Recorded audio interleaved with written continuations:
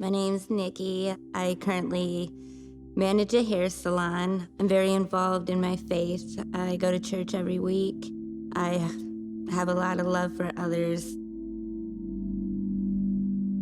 Growing up in a broken home, my dad was an alcoholic. My mom really wasn't around. Verbal abuse, physical abuse. I'd get drunk, skip school. I really didn't care much. In my 20s, I went and auditioned for a strip club. This became my new family, and that was my new escape. My friend talked about groups of dancers that'll travel together and hit all the major hotspot clubs. And so I told her I'd go. They were in that world, so I trusted them. We got a room, and I woke up to a dude with a gun in his hand sitting in a chair blocking the door.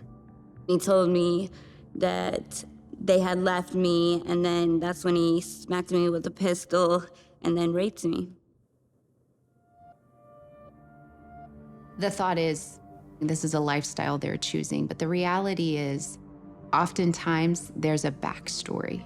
The majority of individuals engaged in prostitution or the commercial sex industry are not there on their own, and this is something that is being forced upon them.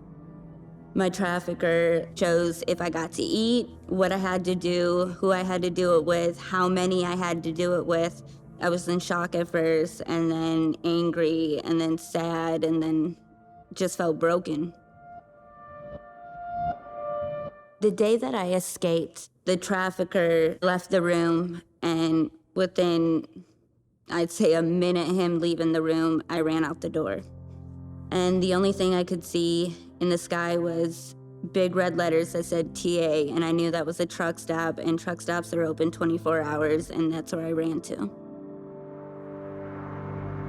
The only thing going through my mind as I was running was just not to look back and don't talk to anybody until I got inside.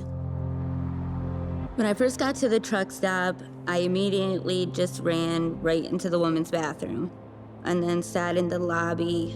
If I felt like I was sitting there too long and someone would notice me, I'd go back to the bathroom. I didn't trust anyone, really. Trafficking is happening all across our country, but truckers are also everywhere. They are in places that law enforcement are not and are uniquely positioned to see potential victims and to be a point of safety and recovery for victims of human trafficking. After my third day in the truck stop, a manager was like, "You don't look homeless, so what's going on?" And as soon as he asked me that, I just broke down crying and just let it all out. He told me he belonged to a group called Truckers Against Trafficking. He gave me a blanket, he gave me a change of clothes. He told me I could help myself to the food and the drinks. He gave me a lot of respect.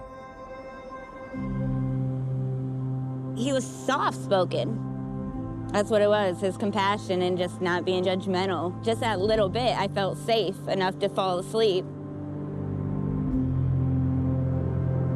When individuals are trained on the signs of human trafficking and what the reality of this crime is, they can actually be a change maker. They can be a hero in the course of their everyday job.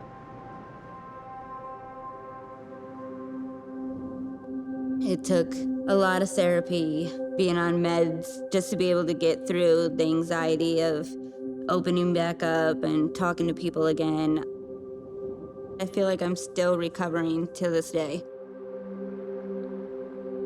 The successes I have now are just like living freely on my own without a man determining what I can and can't do. If the manager never helped me, I guarantee they would have found me or caught me. It wouldn't have ended well. To my trafficker, I was just something he could profit off of, versus the manager at the truck stop. He had nothing to gain from anything. Like, he did it out of the kindness of his heart. We all have value, no matter what think of like your mom or your little sister or your daughter going through something like that. Truck stop employees who see a potential victim and make a call on their behalf, they may not see the outcome. They may not know what happens to that individual, but their actions can truly make a difference in the life of someone else. If I was talking to the manager at the truck stop right now, I just want to say thank you. Thank you for just noticing me. Truck drivers can do something. They can help us. They can stop the situation.